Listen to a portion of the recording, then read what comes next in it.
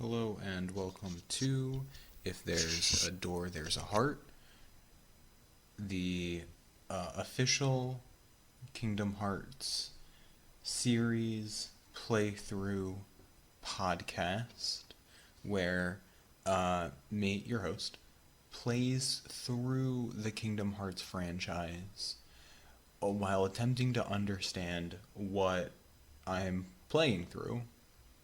Now, I'm a little late to starting up this little podcast situation, and so, in fact, I believe I'm almost finished the first installment of Kingdom Hearts One, and now for longtime listeners of the podcast, they already know this, but I'm playing. I got my hands on the all-in-one collection, and so I think I'm playing like the version of the first Kingdom Hearts that I'm playing is the 1.5, and I think that's called Remix. I believe the naming conventions and versions of the game are just as, if not more, confusing than the plot of the games themselves. And so it's unclear what game I'm playing, but it's meant to be the first Kingdom Hearts game. And like I said, I'm already just about finished. So this episode is going to be primarily around catching up you, the audience, to where I am and what's been happening in the story so far. And then moving forward, what will happen is I will be recording as I'm playing and then editing out the silent bits and where I'm fighting. But where there's commentary that I might have or cutscenes, I'll be explaining what I think is happening during them. And so, just to catch everyone up so that we're on the same page, uh, I want to try and explain the plot so far of the first Kingdom Hearts game. And so where I am right now is I've just gotten to the end of the world. Ooh. But just so that everyone knows, I'll explain up to that point and then pick up from there moving forward. So the game starts with a great song, a song that still holds up in my opinion. This was a game, Kingdom Hearts was a game that I first played uh, maybe 20 years ago when it came out on the PlayStation 2. And I have a long history with this game because I remember very vividly having this game and having a lot of fun with it and playing it. And I remember when I would play, I would get to Traverse Town, but I never got past that in the beginning of the game. And I remember always having a little bit of confusion and struggling with where to go in order to progress the story. And it's one of those situations where, the game does this in a few situations where they don't really tell you where you need to go. You just sort of need to happen upon it. But you have to go into a room and then leave it, and that sort of triggers the next development of the level in Traverse Town. And I always had trouble doing that. I was never able to really find Donald and Goofy or where they were. So I never really made progress beyond that. But I do remember there's one situation where I was over my neighbor's house and I was playing Kingdom Hearts on their PlayStation, and I got past like I beat that boss, the little armory dude. Um, I beat the boss, and there was that cutscene where there's like the round table of villains, and I was so excited that I finally made progress in this game and I broke through this barrier that I've had. But right as that cutscene was happening, I had to leave and go home. And I didn't have my memory card. And so all of that progress was lost. And I never up to this current time I'm playing it, I never got past that. And it's always stayed with me that this was an unfinished game in my repertoire, and I've always wanted to return to the series to actually see it through. And so I'm thrilled that I've become a better gamer over 20 years and I've been able to make that progress. Um, and so we finally are. I'm able to experience the the full narrative, for better or for worse, of Kingdom Hearts. So we start this game with a song that I liked 20 years ago. I think still holds up, and like this weird dream sequency, like what is real, who's my dad, and you fall into this. It's a tutorial, right? I don't think it has like direct relevance to the plot. I think it's just for the sake of like adding. It gives you a sense of the atmosphere of the game and the tone. It asks you some profound questions, but it's essentially a tutorial. But it does give you a critical decision between a sword, a magician's staff, and a shield, and it lets you pick one and sacrifice one. And I don't remember the choice that I made 20 years ago, but in this particular instance, I think I chose the wizard's staff because I was like, oh, I want to do magic stuff. That seems fun. And then I forget exactly the one I gave up. I think I gave up sword. I now realize I should have made the opposite decision, or I should have chosen shield, because I don't find myself doing much spellcasting because I don't like having a limited resource to cast. Even if it comes back, it's just like a mechanic I usually don't enjoy in games, and so I tend to shy away from those sorts of things that ask you to spend limited resources. And so maybe not the best choice. I imagine it has some sort of background effect in your stats. Maybe you get like +1 MP if you chose the magic staff, and you get like a -1 to the thing that you subtract, but I'm not entirely sure. Either way, I think I made the wrong decision. But you go through and you fight like Dark Tanglia, and you have to fight Dark Tanglia like twice. And throughout the game so far. I like to think that I still have to fight Dark Tanglia one more time. Like it feels right for me to fight once more that like larger shadow creature. But you fight that, tutorial finishes. Then you open to, I believe it's called Destiny Island. Ooh, and in my memory and playing this game, I thought you were just stranded on this island with a bunch of your friends. Friends who there are more than just Sora, Kairi, and Riku. There are like 3 other people on that island that we never hear from again. They might as well not exist. And so you get to this island, and again, half the island we don't care about. But I thought you were stranded. I thought you were just like stranded on this island because you're trying to get a raft. You're trying to create a boat to leave the island and see the world. And so that's where you're getting used to the original mechanics and fetching things. And then they sort of tease this kind of rivalry between Sora and Riku, and they do like a ooh, will they won't they with Sora and Kairi, and that's essentially where you get to at that point. You do find a little secret tunnel that takes you to a closed door, and gang, start your door counters now. This is the first door we come across, and of course it's closed. Where does it go? We don't know. We might never know. But there's a closed door. There's not even like a doorknob or anything, or another coined phrase, there's no keyhole either. And so, for all we know, it could just be a decorative wall. But it's a door. And some guy's there, and he's like, you can't open the door yet, idiot. And I think he says something about darkness or something. I don't know. It's all very cryptic, and so it's not meant to, as far as I'm aware, it's not meant to mean anything at this point. But there's darkness, something, something, something.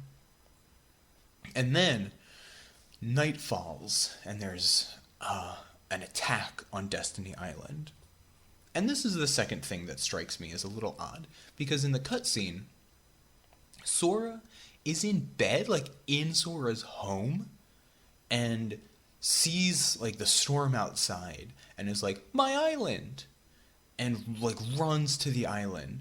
And if I remember correctly, you hear a voiceover of what we have to think is Sora's mom, like calling Sora for dinner.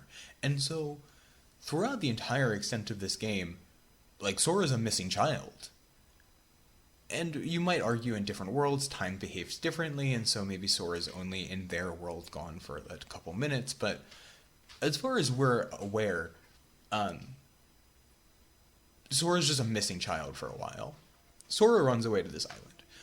An island now overrun by Heartless. These little dudes who we later learn in the game just need a hug.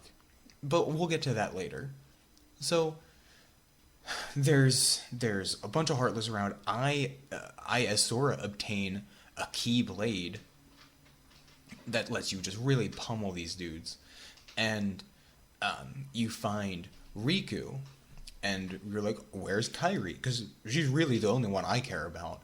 I have no interest in your well-being. And Riku's like, come and hang out with me in the darkness. And then Dark Tanglia appears again. Fight that. And then Sora falls into the darkness, and we're like, oh, where is everything? Who knows? The doors. And you appear in Traverse Town. And so then this question becomes, where am I? Where is really Kairi? Couldn't care less about Riku.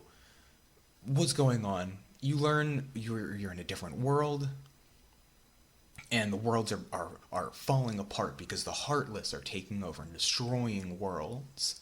And so that's happening. In parallel, King Mickey has abandoned his throne to find Ansem, I think. He's looking for Ansem because Mickey's like knows what's the deal with these Heartless folk, and is like, I gotta stop the Heartless, and Ansem's the only one who knows how to do that, I suppose. So Mickey abandoned. Donald and Goofy are like, we gotta find Mickey. So they head out also to Traverse Town to try and find Mickey. And I think they're told like to trust the person who's like the key master is the person who has the Keyblade. And so Donald, Goofy, Sora, all in Traverse Town, they run into each other. Donald and Goofy are like, whoa, you have a Keyblade, you must be the key master. Pause for my cat who has jumped on the table. So they team up. And it makes sense, right? Donald and Goofy, they're trying to find Mickey. Sora only trying to find Kairi. There were like 4 or 5 other people on that island only interested in Kairi. So they team up, and like along the way they learn that they need to stop the Heartless, and you know they're the ones who are destroying this world. They run into, I'm not familiar with Final Fantasy, but Final Fantasy characters, and they're like, oh yeah, no, we know Ansem for sure. He was like our best mate, and he set out to stop the Heartless. He's the only one who can do it, so he's also relevant to this. That's basically, as far as I was aware, what happened. So they find out what's happening. And so now, like, most of the game from that point on is Sora, Donald, and Goofy running to different worlds, stopping Heartless. And in parallel, we learn that the villains of all of these different worlds have created a cabal, except Hades. Hades seems to be like doing his own thing. He's like, I'm good, you guys. I only care about Hercules. Which, like, good for him. He has his priorities. But the rest of the cabal of villains want to harness the power of the darkness and the Heartless for, I guess, just more power. They're like, oh, sweet, this is a great deal for us. We can get, like, this army of Heartless. So that's where they're incentivized to support the darkness. And so from this point forward, Sora, Donald, and Goofy travel to the different worlds. stopping the villain who owns that planet and stops darkness. Essentially, the formula goes: the villain is trying, and so this is where it begins to get a little murky. The villain of the world is trying to locate the keyhole in that world because the Heartless are coming out of the keyhole. And so it's up to Sora, really Sora, with Donald and Goofy just hanging out, to close the keyhole to stop the Heartless from pouring into that world. Now, once that happens, Heartless are still in the world because I guess this is a video game, and so you need to continue to have villains to fight and like baddies. But like spiritually in the game, the Heartless are not meant to be in that world anymore. But we ignore that. And so that's generally the formula, right? So where it goes, beats the baddie, closes the keyhole, saves the day for that world. But let us not forget our character's motivation, because Sora was trying to find Kairi. And indeed, Donald and Goofy are trying to find Mickey. At 0 point, like I would imagine, if I was looking for a person and I travel to all these different worlds, even if my additional secondary motivation is to stop these Heartless, one of the first 5 questions that I might ask when I go to a new world is, hey, have you seen Kairi? But at 0 point, does he ever ask that question to anyone or about anyone that he's been missing, who he's missed from his world? And so we are meant to think that he's looking for Kairi, but I think he gets a little distracted with his new toy and his new buds and sort of moves on. It's, I think, sort of a message around going from high school to college. Yeah, you might have a couple of people from high school you still care about, but for the most part, you move on and make new friends. And I think the game is trying to tell us that that's okay. But for the most part, in this game, through the chunk of the majority of the game, maybe 70% of it, that's essentially just all there is. We don't get too much around doors or hearts or Kingdom Hearts. We don't get much like lore or plot stuff. We learn through some side elements that Ansem was trying to research the darkness and the Heartless in order to stop them, but through that research became consumed by it. And so we then learn that Ansem's not necessarily a trustworthy character anymore. So that's happening. While all that happens, Riku, we do get to see what is happening for Riku. Riku gets tricked by Maleficent, the chief baddie among them, among the cabal of villains. She's like, there's sort of like a Ghost of Christmas Present moment that happens where Maleficent takes Riku and shows him that Sora's hanging out with new friends and is like, don't you see? Sora doesn't care about you. Which, like, I don't think anyone was ever thinking that Sora did care. They didn't really have any conversation around beyond sword fighting. But that was enough. That one piece of evidence was enough to convince Riku that Sora's abandoned all attempts, and to his credit, Sora kind of has, abandoned all attempts to find anyone from his past that he cared about. And so now, Riku is helping Maleficent unlock the darkness and do darkness things. Riku basically becomes a warlock, and Maleficent is his patron. And so, for some reason, Riku needed Pinocchio, and I don't really know why. Something to do with, like, a heart or something. When in doubt, it's a heart. And so, or a door. And sometimes I guess they're the same thing. And so, Riku gets Pinocchio, and that's when Riku and Sora first see each other again. Because Sora is trying to rescue Pinocchio, Riku is trying to capture Pinocchio. I don't really know what ends up... Like, we get Pinocchio back somehow, and I don't know why. I think we're just not interested in that resolving, and so we just get Pinocchio back. But they encounter one another, And Sora's like, whoa, Riku, what's up? What are you doing with Pinocchio? And Riku's like, shut up, Sora. I'm doing something. Get out of my way. And that's pretty much the extent of their conversation. If they had any kind of discussion around their goals or their motivations or their feelings, I think we could have resolved a lot of that conflict and prevented a lot of future issues down the road. Which, again, may be a lesson in communication. Anyway, Riku just kind of continues to hang out with Darkness. And then nothing really happens. We end up closing up the keyholes in all the different worlds. And then we go to Bastion Hollow, which is like the capital of the darkness.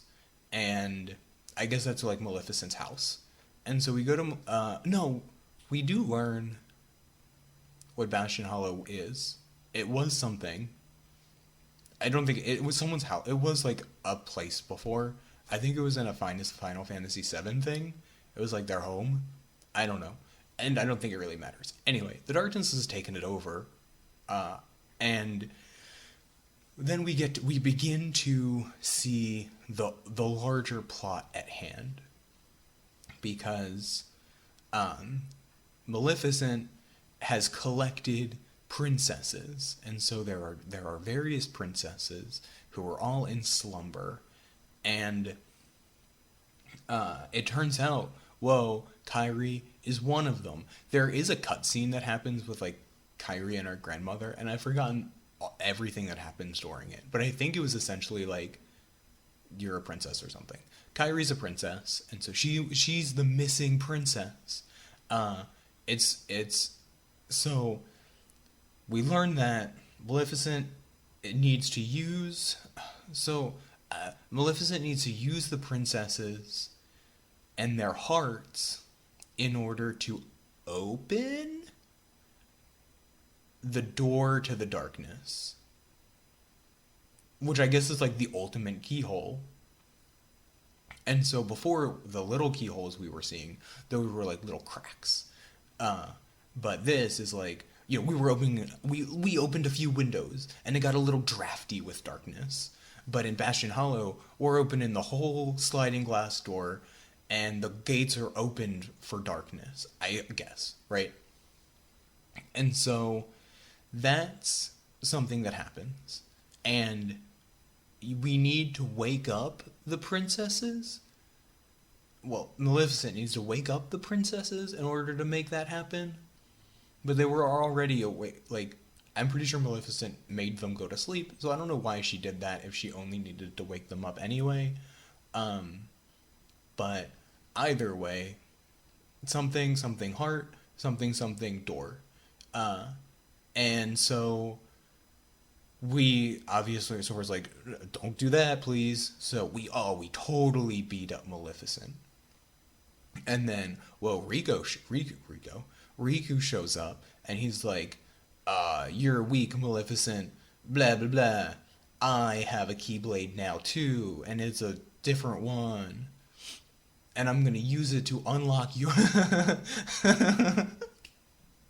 I'm gonna use it to unlock your heart, because hearts are doors. And so I'm gonna open your door heart to all of your darkness. And then she turns into a dragon. We beat her up then too. But then we learn, like, whoa, this isn't actually Riku. This is Ansem. This is Ansem, like, puppeting Riku. And so that's when we learn, whoa, Ansem's really the big bad behind all of this. Ansem was manipulating these villains into opening the doors or closing. Unclear. We're going to go with opening all these doors. And so Ansem has a strong open door policy and is using the villains to make that happen.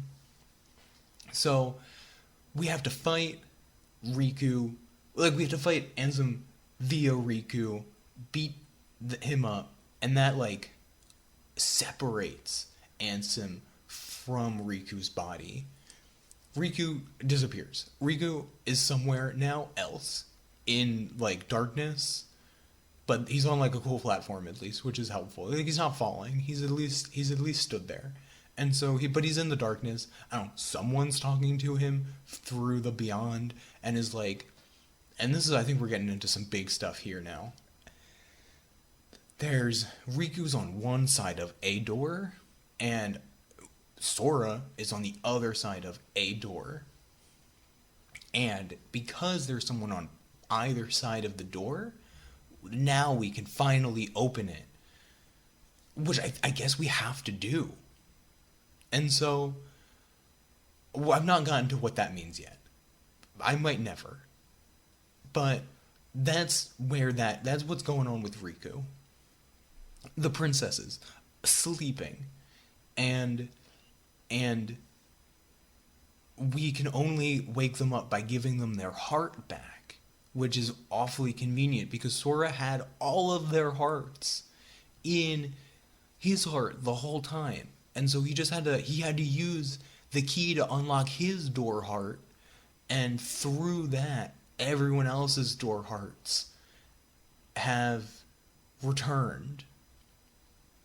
And so open your heart, open the door. Two things open. If two things open, they're the same thing. Keep that in mind. Whenever you open something, that means it has to also be a door and by extension a heart. That's just the rules that Kingdom Hearts has told us. And so we've opened the heart doors. The princesses come back. They're just hanging out now. They seem not bothered. They're like, oh, our planet is destroyed, but at least we're all here together hanging out. And they're like doing something. I think there's just nothing more for them to do. And so they're going to just stand there. Kairi's like, thanks. But this is a very exciting part in the game because by opening Sora's heart door, Sora turns into a Heartless, one of the little dudes. And so we have a fun little moment where we're just like running around, a little scramp, running around. But, and I think this is an interesting element for the lore, we find our friends, and by our friends, we really mean Donald and Goofy at this point, and like we're grateful that Kairi's also also there. And so, for some reason, they know that it's Sora, and Kairi gives Heartless Sora a little hug, and it returns Sora to the Sora that we all know and are playing as. And so that just makes me believe that if we gave all of these Heartless a hug, they would maybe turn into their original people. But we aren't interested in that because we can just hit them. And so we've gotten to that point, and now we realize like, oh, we have to defeat Ansem, who has been like banished into the darkness. And so we have to go, and that's where I am now. We have to go to the end of the world and just like delve into the darkness and fight Ansem. I'm pretty sure that's, so in summary, the plot thus far of Kingdom Hearts is Ansem wants to open a door that leads to Kingdom Hearts. I'm guessing. I know Kingdom Hearts is a place. And so I think Ansem wants to go into Kingdom Hearts for power. And in order to do that, things that involve other doors. There are multiple doors that need to open or close. I think that's also really important. Some doors, it is sort of a puzzle situation where like you don't know which doors need to be open versus closed, but you have to find the right combination of door positions using your heart, which could be light or dark, but even if it's dark, there's still a little bit of light. And then you get to Kingdom Hearts, and I don't know, you get a lot of power or something. So, basically the plot is Ansem door heart, and then maybe just throw one more door for health. And we have to stop that from happening. It's unclear to me, some open questions that I have. The door that was in Destiny Island, what's that about? The door that Riku and Sora need to open from either side, what's that about? What Mickey is just gonna surely show up at some point to be relevant. What's that about? And then, like, generally what's happening, I think would be another question that I might have. I think the game, up to this point, has maybe intentionally been a little cryptic, and so I don't think I'm meant to know all of these answers just yet, and I'm sure as I play through the various titles of the series, more will become crystal clear, and I will never have confusion about it once it's all cleared up to me. But ultimately, I believe it boils down to Ansem Door, Heart. Or Ansem Heart Door, Door. And, we'll find out as I play next. This will become, an evolving narrative. So, I believe that's about as far as I've gotten so far in this game. We'll find out if I'm right. Maybe once this is all over, I'll actually read the Wikipedia, or maybe after I finish each game, I'll read like the actual Wikipedia article for that game to see how accurate I was or not. But I don't want to spoil anything for myself, so I'll have to think about the right way to like check my work, so to speak. But to close this off, I'm going to end with two things. The first is a door check. This is where we're going to think about doors and whether or not the door to the Kingdom Hearts is open or not. And so right now, just checking, I think the door to Kingdom Hearts is closed. It's open. I've changed my mind. Much like the game, I think. Let's say it's open right now. Let's say the door to Kingdom Hearts is open, actually. Come on in. And the very last thing, the song for today is Love is an Open Door from the first Frozen movie. Thank you all very much, and mind your doors. Hi, it's me again, I'm back. Just one final thing. This is the first episode, figuring some things out still.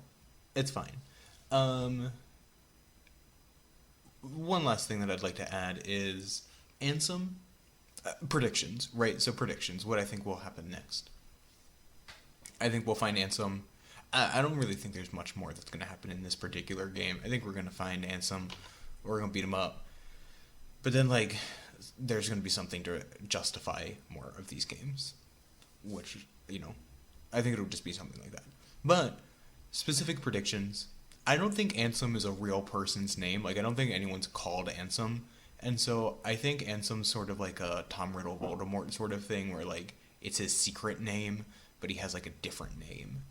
I think that's the other thing that I want a prediction to. I think another prediction is I think there's no actual door to Kingdom Hearts. I think there's, like, a I think something got lost in communication somewhere in the lore of this, in, like, the world of Kingdom Hearts, where, like, sort of like a telephone situation where someone said heart and they heard door for some reason. And so now there's like this really confusing understanding of Kingdom Hearts where like some people in this world are like, no, they said door. So like it's an actual door. But see, here's what I think. I mentioned earlier that I think Kingdom Hearts is a place, but I don't know if it's like a physical place that you actually visit like Disney World.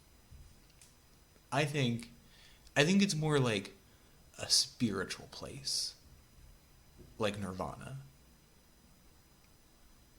I don't know. And so I think that Kingdom Hearts is like opening people's heart. I think that like the door to Kingdom Hearts, I think, is everyone's heart. And I think like this game is trying to say something about like light and dark and like love and sadness or something in people's hearts. And I think like something opening your heart brings like, and accepting love in the world is like Kingdom, whatever. But like I think Kingdom Hearts can be two things. I think there's like a dark Kingdom Hearts, which is like the darkness, but I think there's like a light Kingdom Hearts, which is like being loving and your friendship, unless you've moved past those and have new friends. Uh, and I think like that's what they mean by like Riku is like the dark side of the Kingdom Hearts, and Sora is like the light side of the Kingdom Hearts. And because they're on either side of the door, which is a heart, like pretty much anytime they say door or heart, you can just use the other word, and it makes the same amount of sense. And so like when they say they're on either side of the door, they actually mean they're on either side of the heart. Whoa.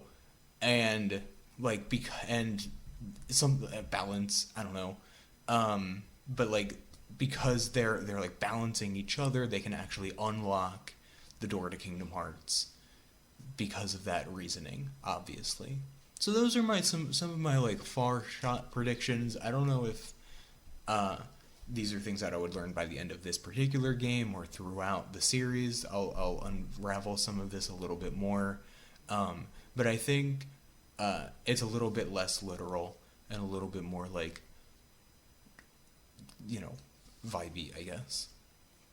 Anyway, that's it for this episode. There will be more as I continue to play.